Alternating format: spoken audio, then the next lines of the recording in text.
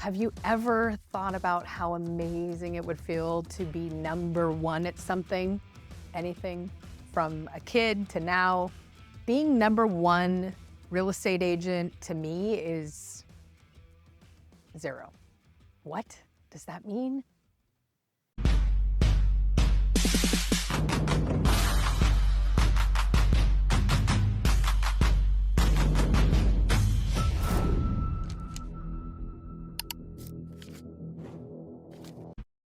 So we've talked about how to cultivate the belief. You've got to know that it's there for the taking. So that's getting yourself exposed to new people and ideas before you feel you're ready to be in the room, get into the right rooms. We've talked about how you can become capable if you don't yet feel capable of going after that thing, whether it's working with investors, becoming an investor, whatever that is, you know that it's there for the taking. You're not yet feeling ready or prepared. But next, you have to believe that once you get there, it will be worth the effort. What does that mean? Have you ever thought about how amazing it would feel to be number one at something? Anything from a kid to now. Being number one real estate agent to me is zero. I'm only ever in competition with myself. And that's the difference between being competitive and being ambitious. I wake up ambitious every day because I want to be the best version of myself. And if you narrow it down here or narrow it down there, or you look at it through a different lens, or you filter it a different way, you can be number one at something, right? I've been number one at a lot of things, but what I love more is to be in an environment where I'm number 200 or 20 or 30. And maybe number one isn't exactly an example of the type of success that I want in my life. So make sure that when you're looking at number one, if it's going to be your North Star for what you're dedicating all of your time, your attention, your energy, your resources, your power, your life, if you're dedicating everything to that as your North Star, make sure that once you get there, that you're going to believe that it was worth the effort. So how do we decide? How do we know if it's going to be worth the effort when we get there? Number one thing, I didn't make this up, and I don't know who did. I hear a lot of people say it, but how you do something is how you do everything. And being very observant of people that have achieved what you deem to be huge success in life, and just observing, how do they treat their family? How do they seem to feel? What are they talking about?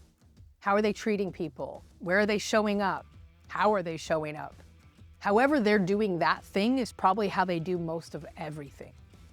I met this guy on an airplane a couple weeks ago, and it was fascinating. He's an executive coach for startups, big companies, big, highly funded, well-funded.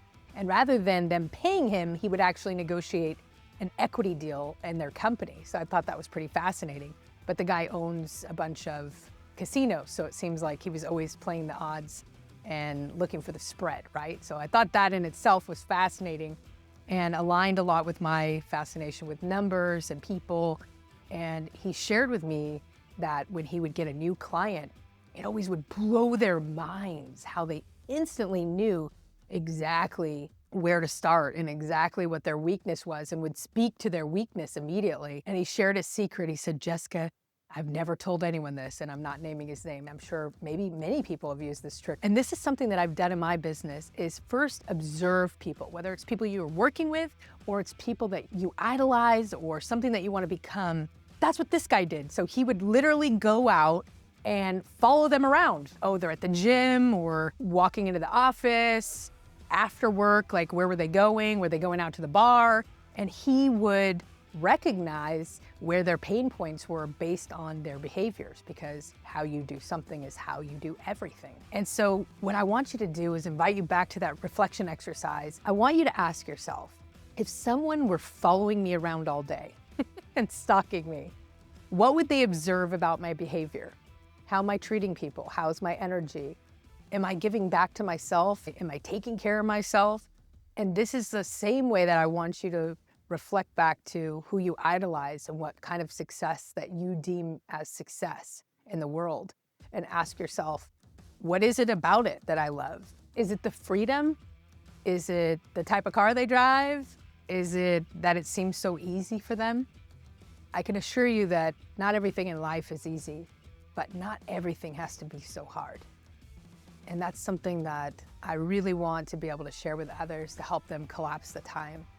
And if you're intentional about designing your life around success that's actually meaningful for you, that's something that you will deem worthy once you arrive, or that you can step into now, even as you're becoming the version of yourself that you'll become when you've achieved that success, I can assure you that it becomes less hard.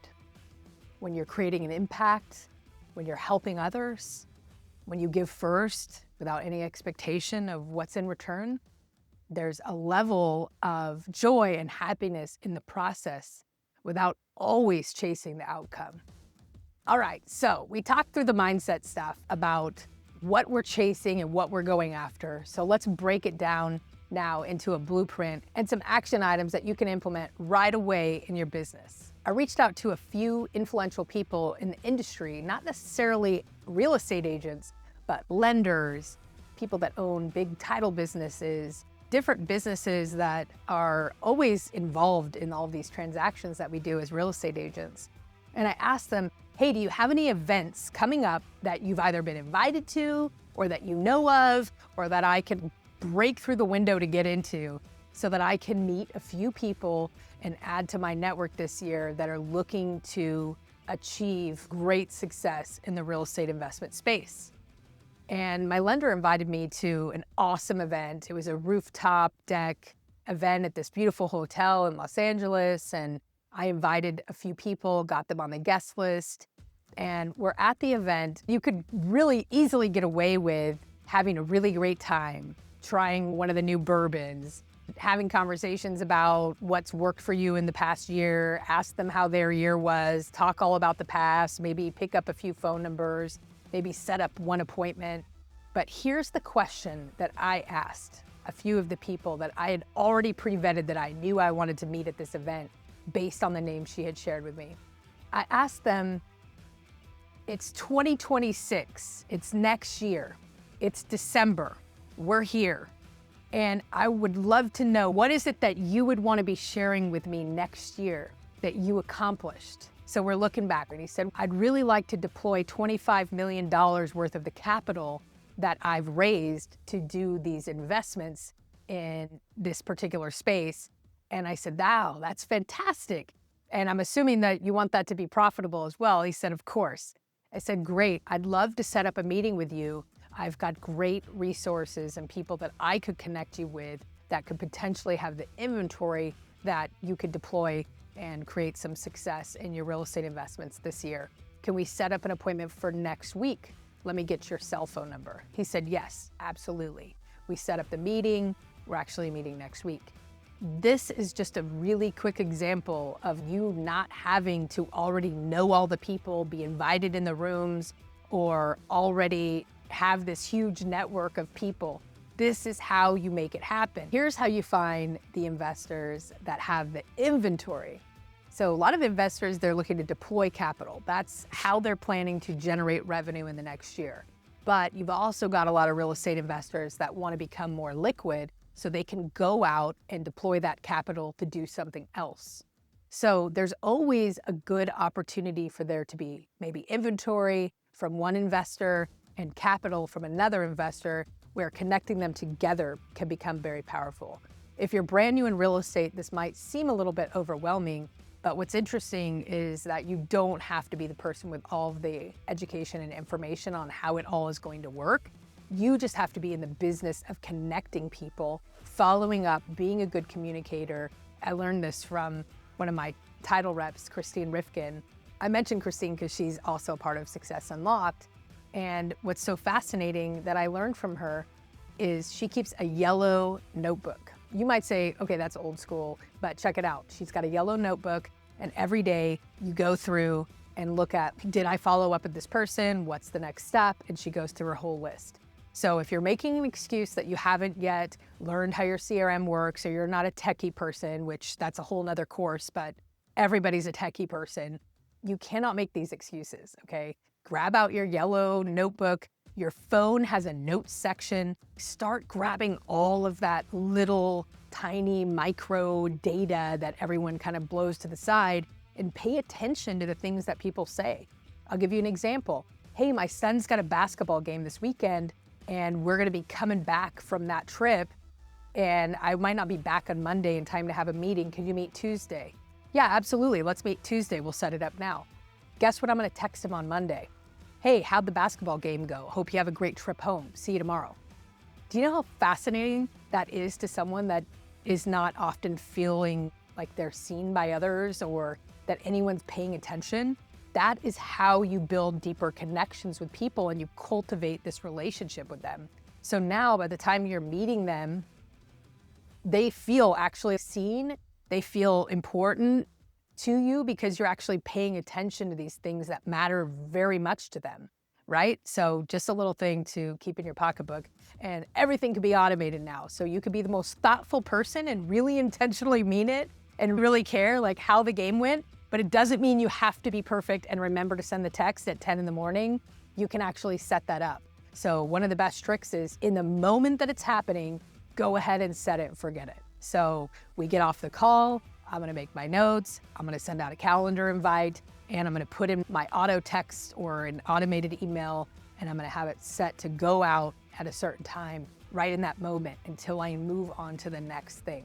So why am I sharing this? Again, I'm constantly going back to how you can build deeper connections with people, because what I want you to take out, I want you to catch here is that in order for there to be that reciprocity, right? We're talking about, Jessica, you built a huge real estate business. How is it that you have all this business coming to you? This is why. Because when people think of, oh, I need to hire a real estate agent, oh, I need to sell one of my assets, or I need to purchase more assets, or I want to have a conversation about real estate, they're gonna think of Jessica. From the time that I meet them, I'm demonstrating to them that I care. And that's something that you can do for free, whether you're starting brand new or you're starting over.